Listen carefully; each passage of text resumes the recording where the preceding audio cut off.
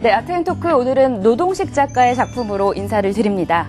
설치 작품 앞에 있는데요. 저는 오늘 이 작품이 참 좋은 게 일단 어렵지가 않잖아요. 그리고 동화 속의 한 장면 같기도 하고 어렸을 때 생각도 나면서 왠지 모르게 가슴 한켠이 따뜻해지는 그런 느낌을 받았습니다.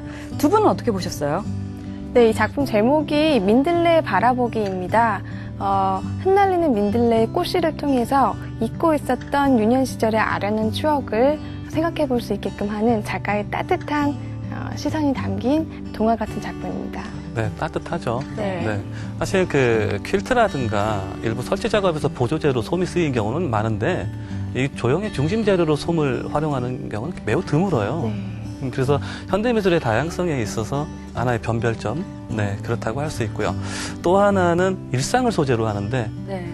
거기에서 어떤 그런 추억과 기억, 어떤 풍부한 상상력, 네, 이런 것들이 더 씌워짐으로 인해서 아주 매력적인 그런 결과물이 나오는 것 같습니다.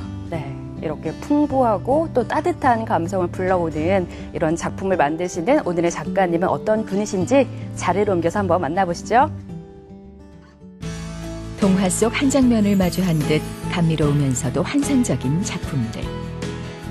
따뜻하면서도 서정적인 감성을 물씬 담아내고 있는 이 작품들은 솜조각 설치 작가로 잘 알려진 노동식 작가의 손끝에서 빚어집니다.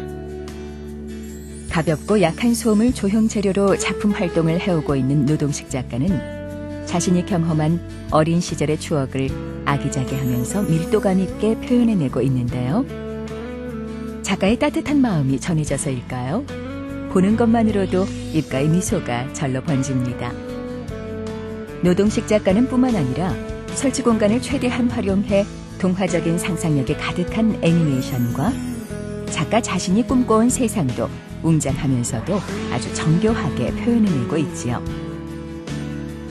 최근에는 다양한 재료를 이용해 현대인의 잃어버린 감수성을 자극하며 아름다운 판타지의 세계로 인도하는 노동식 작가.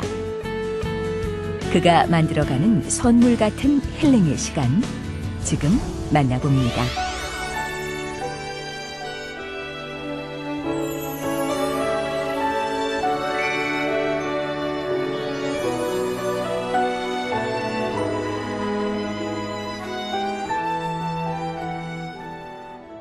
네, 노동식 작가님 나오셨습니다. 작가님 안녕하세요. 반갑습니다. 안녕하세요. 반갑습니다.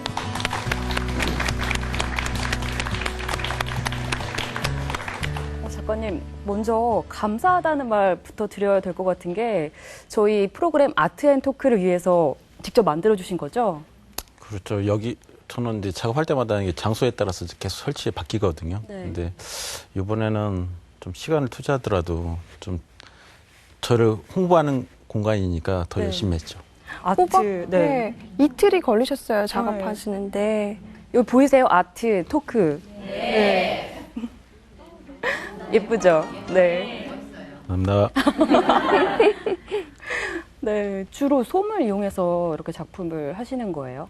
그렇죠. 제가 4학년 졸업 전시 하기 전부터 이제 그때 이제 졸업 전시 준비할 때 어떤 작업을 할까 고민하다가 뭐 교수님께서 이제 가까운 것부터 찾아보라고 네 주변에서 가까운 거 찾아보라고 해서 그때 한참 고민을 한 1년 동안 잠깐 쉬면서도 고민을 했었는데 이 솜틀집을 저희 집이 솜틀집을 했거든요. 그래서 그 솜틀집 하시는데 이게 봄이랑 가을 때만 좀 장사가 되시고 그 여름이랑 겨울에는 안 드시는 약간 사양사업 네. 직업이었어요. 사양 직업인데 그러다가 이제 제가 어느 순간에 이제 아버지를 좀 생각하게 됐는데 아버지 하니까 또 솜이 생각나고 솜하니까 아버지가 생각나더라고요. 그래서 아버지의 모습이 점점점 솜으로 변해가는 모습을 만들어보자 해서 결정하고 4학년 졸업 전시를 준비하면서 그때부터 솜 작업을 시작했습니다.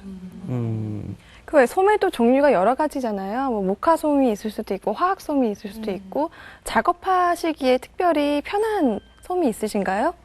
네. 모카솜 같은 경우는 이제 제가 처음에 솜 작업을 시작할 때는 캐스팅 작업을 많이 했어요. 그러니까 어떤 형태나 뭐 기본적인 저기 커피잔도 있지만 네. 커피잔에 보면 그 외형이 이제 실제로 봤을 때는 어떤 플라스틱 재질이나 무슨 닭치같이 보이긴 보이는데 실제로 그 안에는 다 목화솜을 압축해서 만든 거거든요. 네. 물이랑 오공분들랑 섞어서 틀을 떠낸 상태에서 거기다 이제 압축해서 만드는 건데 그때 당시에는 이제 솜을 거의 목화솜으로 많이 했고 디테일한 작업은 이제 목화솜이 많이 들어가고 네. 카시미롱솜, 화학솜 같은 경우는 이제 그 제트기나 어떤 수증기가 이제 큼직한 이제 덩어리감이 나올 때는 이제 카시미롱솜을 많이 쓰죠.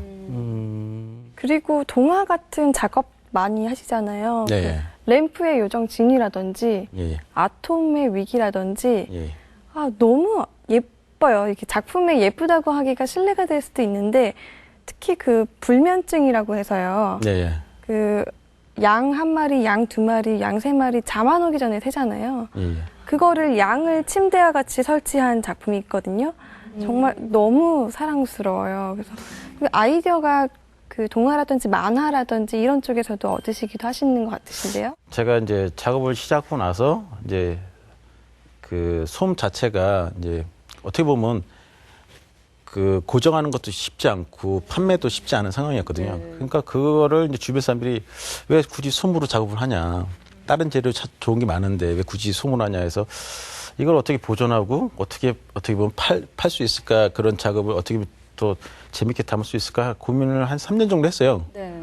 다른 일도 하다가 뭐 고민도 많이 했는데 그때 고민만 했죠. 그러니까 잠이 잠이 안 오는 거예요. 실제로 불면증에 그쵸. 걸리신 한 3년 거예요. 동안 불면증이 있었는데 심했는데 그때 이제 생각한 게 그때 아이디어로 그냥 이거를 양을 솜으로 만들고 그거를 불면증으로 내 이야기를 담으면 어떨까. 그리고 다른 사람들도 많이 경험했던 일이니까 그러면 공감되지 않을까. 다 공유할 수 있는 작업이겠다 생각해서 만든 겁니다. 그 유년 시절에 솜을 좀 가지고 이렇게 만들기도 해보고 하셨었나요? 근데 중학교 때는 제가 부모님을 좀 도와서 솜틀집에서 일을 했어요. 바쁘실 때 뭐 그러니까 일했던 분들도 있긴 있었는데 그분들 말고 제가 이제 어디 갔을 때나 그러면 바빴을 때는 제가 솜틀집에 가서 중학교 때부터 이제 솜도 틀어보고 배달하는 거 도와드리기도 하고 그랬죠. 굉장히 그 환경 자체가 늘 주변에서 솜을 접할 수 있는 환경이다 보니까 자연스럽게 예술적 재능이 그쪽 재료로 옮겨간 게 아닌가 싶은 생각이 들어요. 너무너무 자연스럽게. 네. 그렇죠? 궁금한 게 그럼 작가님에게 솜이란? 밥이요?